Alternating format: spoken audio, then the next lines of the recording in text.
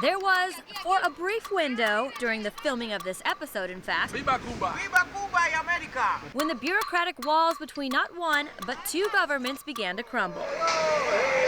And the essential takeaway from this open exchange of ideas, ideals, and culture is this: there is nothing sweeter than the forbidden fruit.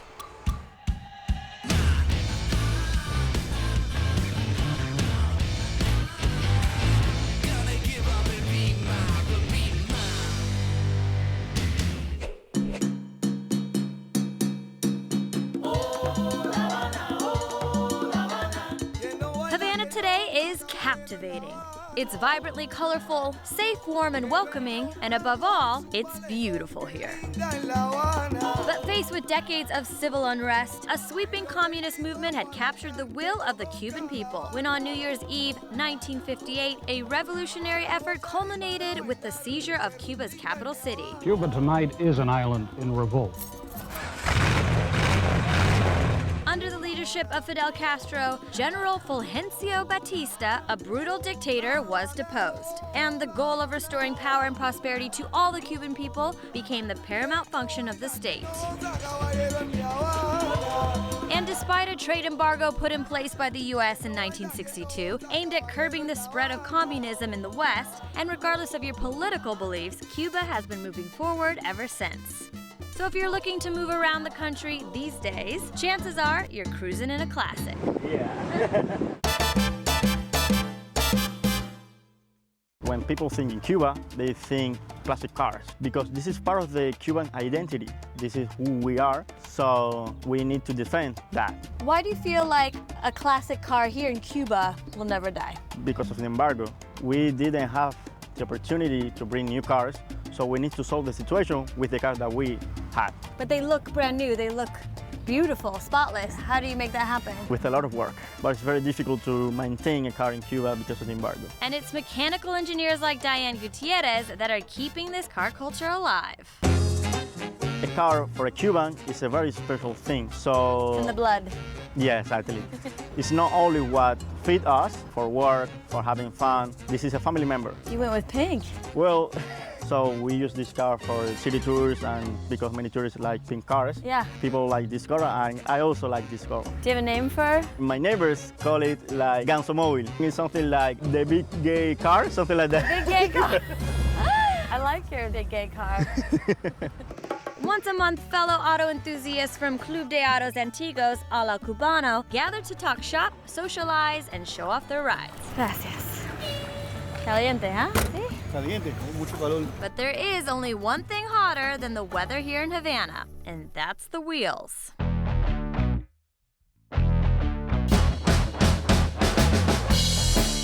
El concepto popular es que un carro, porque es viejo, ya es clásico, y no es así. No todo lo que vemos son clásicos. So you're gonna show me what's under the hood? Sure.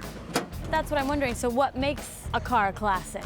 Para ser clásico es una categoría que se obtiene desde la fábrica. This is a 1956 Chevy Bel Air. So which parts are still original? The whole engine, except for the alternator, which is Russian, Okay. and the distributor is an electronic one.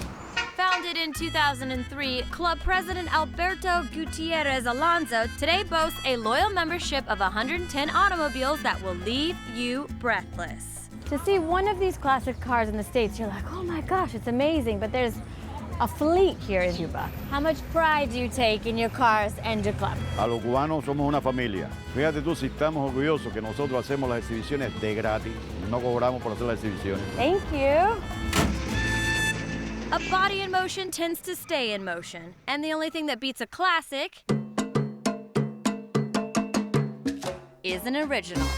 Most dance historians trace the roots of salsa to the streets of Cuba, and casino, the Cuban style of this art form, is undeniably entirely their own. In Cuba, the Cubans, they don't study casino. so they born with it. They're born with it. Yeah, it's not something that you have to go to learn how to do it. It's life. Yeah. Maestro and choreographer Rodolfo Salas has been dancing professionally for 20 years. And each week, tourists and locals alike flock to Jardín 1830 to watch his troupe, Rueda de Casino, perform their craft. Is it hips? Is it hands? There is no casino without hips. There is not casino without movement. Is it choreographed or is it improvisation? Or? It's an improvisation, but you need to learn the basics. Okay. It's a partner dance. Oh. Yeah, it's a partner dance. So we will be on the social position, 1, 2, 3, and 5, 6, 7. It's more about feelings. You let the music move you, huh? Yeah. You like dirty dancing? Like yeah. You go back step on 1 and 2, 3, 5, 6, 7, and 1, 2, 3, 5, 6, 7. Do you feel like there's a message with Casino that you're trying to express with the movement? Yeah, of course. It's very connected with the way we live. It's expression of our mood. It's expression of our feelings. Okay, so your hand should be here. And I feel free when I dance Casino. For me, it's connection. It's connection. Yeah. Okay. It's good. You're really good. Little bits? Yeah? Basic steps? Yeah. Okay. But as those basic steps turn into complex spins, ebbs, and flows, you just added something. What just happened? And as rehearsal comes to a close, something becomes perfectly clear. Havana days are steamy, the nights are even hotter, and awe-inspiring performances are uniquely punctuated by a party.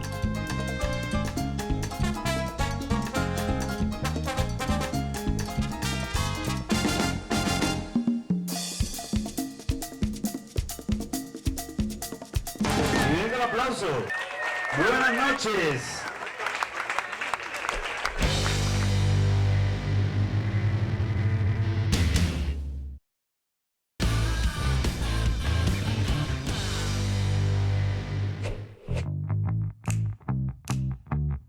First you cut.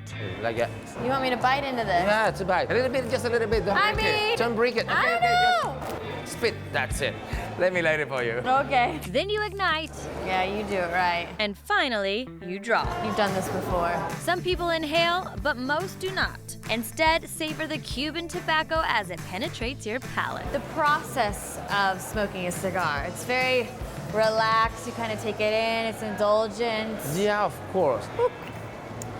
Smell the flavor, the feeling of the wrapper. It's making me a little dizzy. That's a good time. That's the goal, to enjoy the cigar. Yeah, but you need to. It's an enjoyable experience. That's nice. A walk through the city of columns is a feast for your senses. Touch, taste, look, and listen. Everything okay, everything all right. Yeah. But if there's one smell that permeates the humid Havana air, it's the smoke from a stogie. Housed within a massive 5-story complex located in central Havana, the Partagas Cigar Factory has produced some of the world's finest cigars since 1845. So how many rollers are rolling here today? We have around 225 rollers. 225. And how many cigars per person are they producing in a day? 115 115 cigars per each day. one, yeah. Wow. Depending on the size, a little bit more, a little bit less. And with 17 years of on-the-job experience, master roller Gustavo Garcia is charged with overseeing all of it. Do you have a certain name for the cigar rollers, or do you just call them rollers? In English, okay, it's a roller, but in Spanish, we have two names, tabaqueros. Tabaqueros? Tabaqueros is about tobacco. Yeah. But torcedores is about the action. Torcedores. That's it. I got into that. Torcedores. Torcer means to roll. Torcer. To roll. I like how that sounds. Torcer. While the Spanish R rolls easily off the tongue, rolling out a Cuban is a hard-learned skill.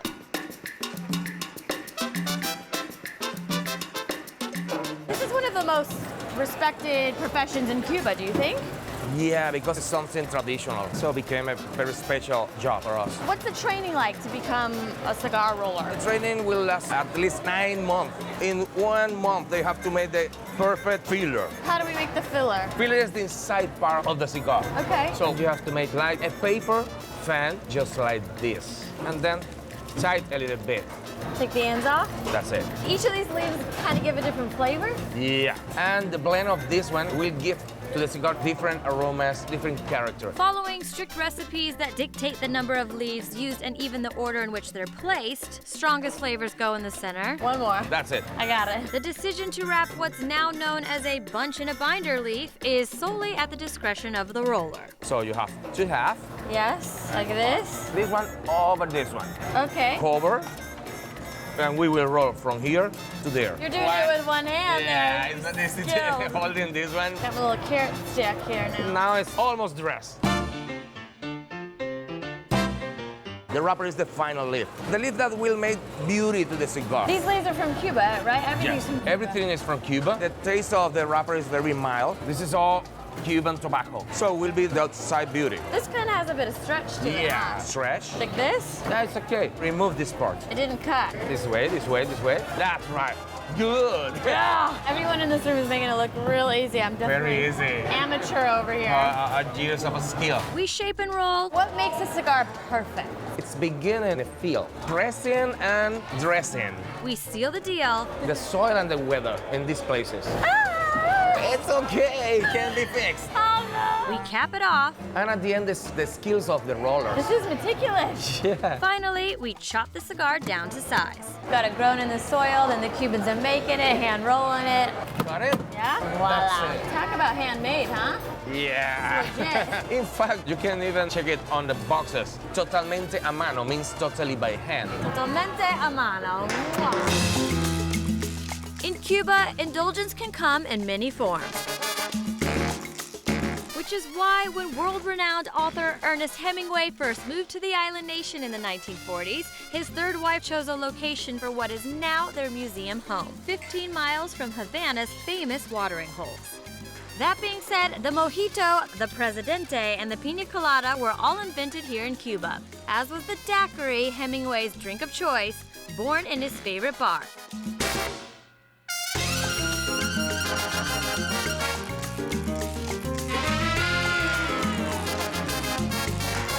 And to quote Floridita's most famous patron, an intelligent man is sometimes forced to be drunk to spend time with his fools.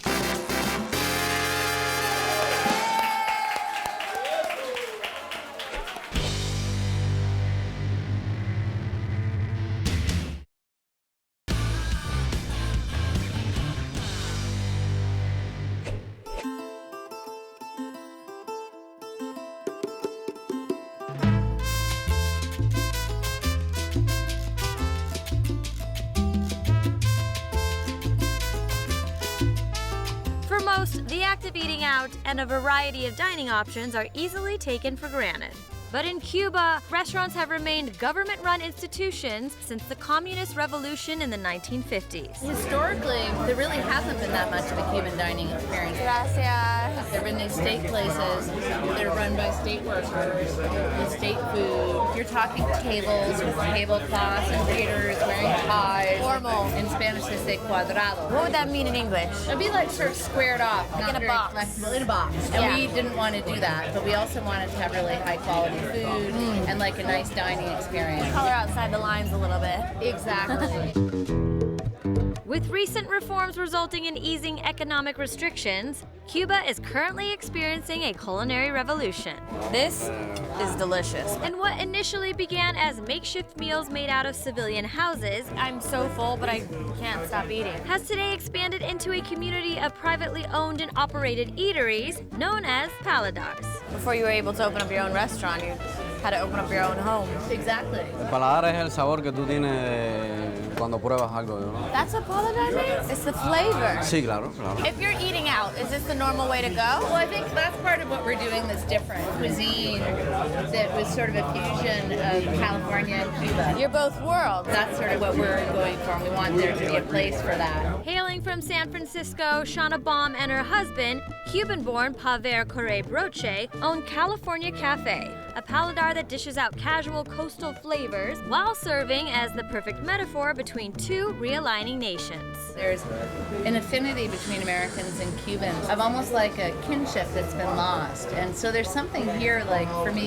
that feels like kind of a reunification. There's an authenticity to this because you've got the Cali American side and you've got the Cuban side. We sort of view ourselves as being part of the new emerging Cuba. You guys are a little power couple over here.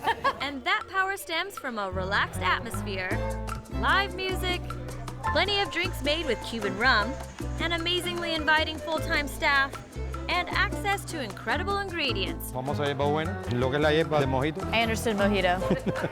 Muy bueno. I could go around sniffing this all day. Is that weird?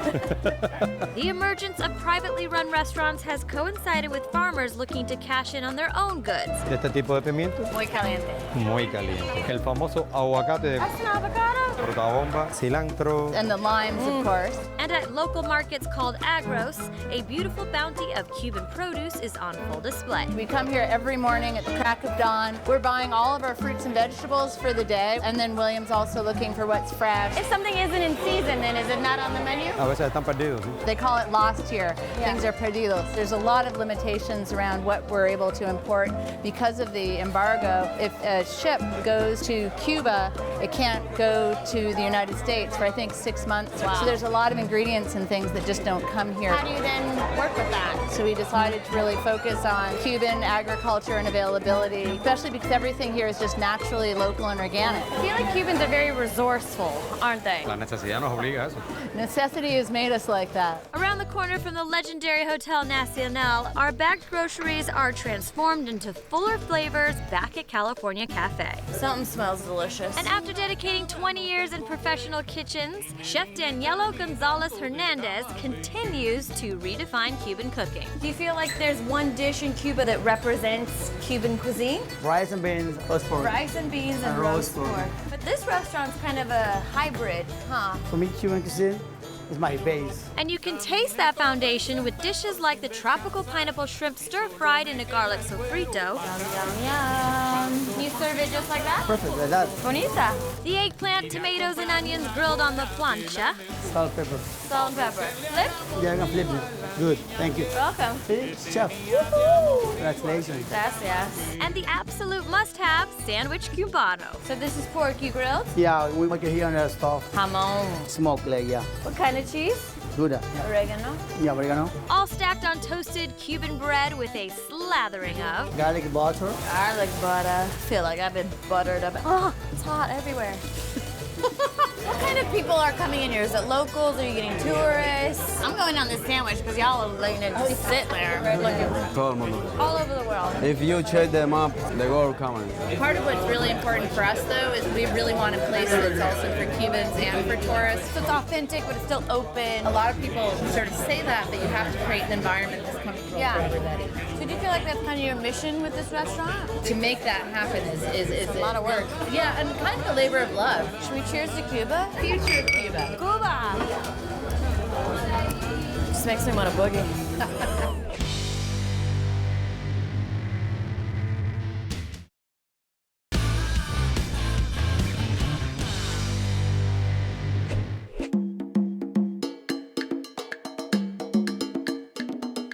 Cuba is so much more than the city of Havana. And when you explore the country, you're constantly reminded of the island's infinite coastal beauty. Nosotros vivimos un privilegio muy grande.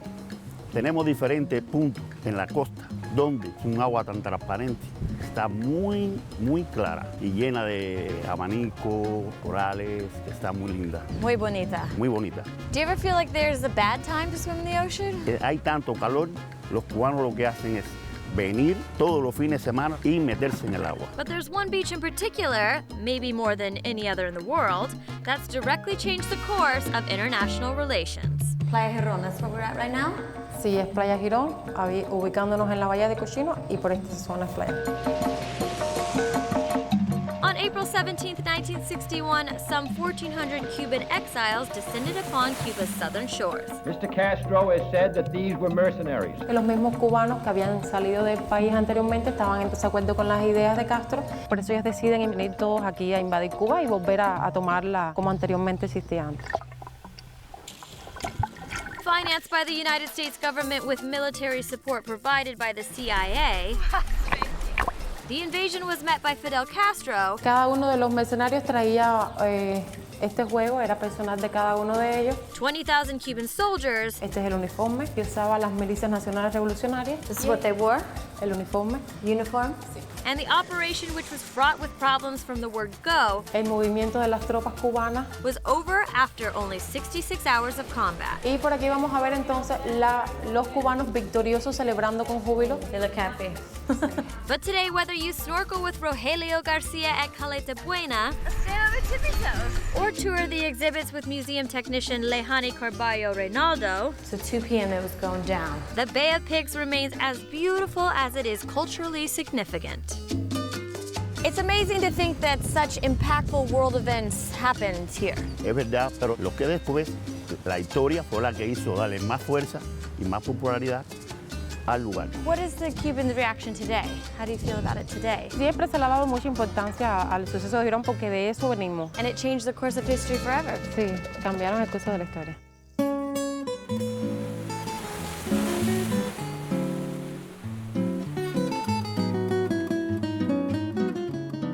It's been 50-some years. Do you feel like we're closer to peace?